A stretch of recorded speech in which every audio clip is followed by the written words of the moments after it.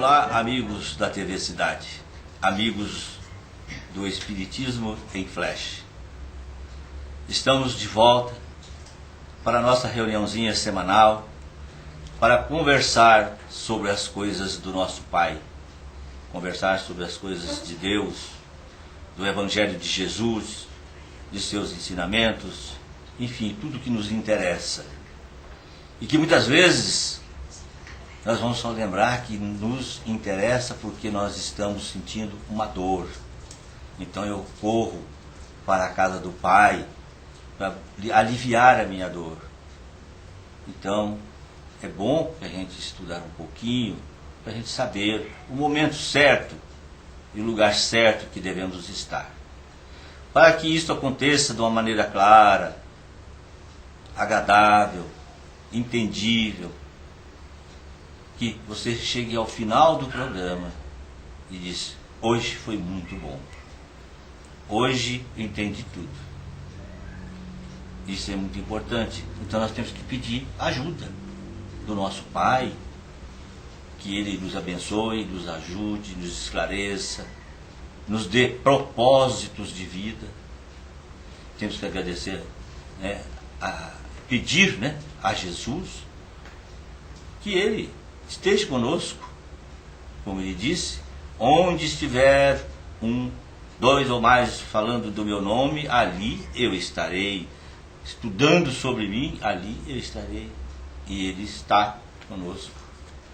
Também os nossos amigos espirituais, nossos anjos de guarda, que estão sempre conosco, dizendo: Zé Maria, não faça isto não está correto. Mas mesmo assim eu faço. E depois arrumo um monte de desculpas porque fiz. Então, para que tudo isso ocorra de uma maneira, peçamos a eles que nos ajude. E vamos passar para o estudo, que é o que nos interessa. E hoje nós vamos falar sobre a parábola do filho pródigo, que está lá no Evangelho de Lucas, no capítulo 11, capítulo 15, versículo 11 a 32. E que nós vamos refletir um pouco com a Claudete, que está aqui do lado, para a gente refletir essa parábola do nível vendo os três, o pai, o filho mais velho, o filho mais novo, a atitude das pessoas, daquelas pessoas envolvidas nesse momento, dessa vivência da vida deles. Então, Claudete, muito obrigado por você estar aqui conosco e vamos conversar com os nossos amigos, falando desse pai, desse filho, desses irmãos, Eu que agradeço essa oportunidade, uma boa noite a todos. E é para nós muito bom podermos falar, analisar essa parábola, que gostamos muito, com uma interpretação que tivemos conhecimento, baseado na psicologia transpessoal. Joana de Ângeles, esse espírito que vem nos orientando muito através de seus livros sobre a psicologia, ela fala muito do comportamento de Jesus e dizendo para nós das suas verdades, mas tudo que Jesus nos diz nas parábolas, os seus ensinamentos, não tem só aquela conotação que é dada ali, que nós lemos ali. Por trás de cada palavra, de cada termo, existe é muito simbólico o que é dito ali.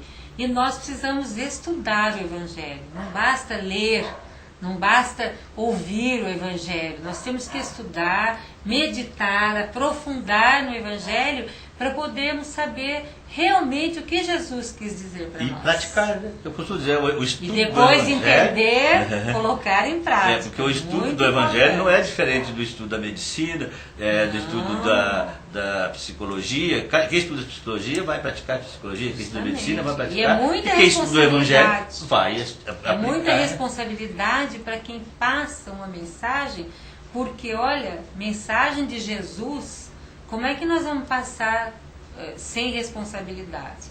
Nós temos que ter muita seriedade, temos que estudar para podermos tentar entender o que Jesus quis nos passar. Antes de você entrar na parábola, vamos fazer uma parábola nossa, né? Porque também isso aqui está para mostrar como é a nossa vida, homens aqui da terra, espíritos encarnados, com o Pai. Nós também, muitas vezes, conversamos com o Pai, que é Deus, e dizemos para Ele assim: Pai, me dá o que é meu, me dá tudo que eu mereço, que eu tá, né? E queremos já chamar outro caminho, não queremos esperar a hora certa, não queremos tudo, né? Me dá, deixa eu ganhar na loteria, porque eu já resolvo tudo da vida, né? Acho que é mais ou menos isso que também a parábola vai mostrar, e aí você entra na... Justamente, pra gente, nós não vamos ler a parábola para não ficar muito cansativo, mas a gente pode fazer um resumo da ideia principal dessa parábola. Conta-se então que o homem tinha 2 filhos, e o filho mais novo resolveu pedir o que era a sua parte da herança e saiu pelo mundo, gastando, se divertindo, se dando a todo tipo de prazer. E foi assim, consequentemente, e quando chegou um determinado momento, ele percebeu que tinha gasto toda a sua fortuna, estava na miséria, numa terra distante, sem conhecimento de nada, trabalhando para outras pessoas, sofrendo muito, passando fome, dificuldades. Lembrou-se que na casa de seu pai, mesmo aqueles empregados mais simples, tinham o que comer, tinham uma certa estabilidade. Então, quando ele caiu em si nessa realidade, ele pensou: eu vou voltar para a casa do meu pai, mas eu vou pedir para ele que, eu sei que eu não mereço ser acolhido como um filho, eu vou pedir que ele me acolha como um empregado seu. E levantou-se, olha bem, nas parábolas são muito importantes os termos utilizados. Ele caiu em si primeiro, daí percebeu a diferença do que ele tinha deixado para trás e do que ele estava vivendo no momento, devido às suas extravagâncias. Levantou-se, ou seja, ele poderia ficar caído o tempo inteiro, lamentando-se, mas ele teve forças para levantar e ir ao encontro do seu pai. Só que quando ele vinha longe, o pai, quando o viu de longe, veio assim felicíssimo, acolhendo, beijando, pedindo para os empregados que levassem uma roupa para ele limpa, calçassem umas sandálias, pusessem um anel no dedo, ou seja, tudo que ele tinha direito. E ele então foi recebido amorosamente pelo pai. E o pai então, feliz, fez uma festa, mandou matar um novilho gordo, que estava reservado para as grandes ocasiões. Até aí tudo bem. O filho mais velho, que estava trabalhando lá na fazenda, quando chega perto de casa e ouve aquele barulho, aquele tumulto de festa, pergunta para os empregados o que estava acontecendo. E os empregados contam que o pai estava feliz porque o irmão dele tinha voltado. E ele então tem uma atitude que até aquele momento ele não tinha mostrado.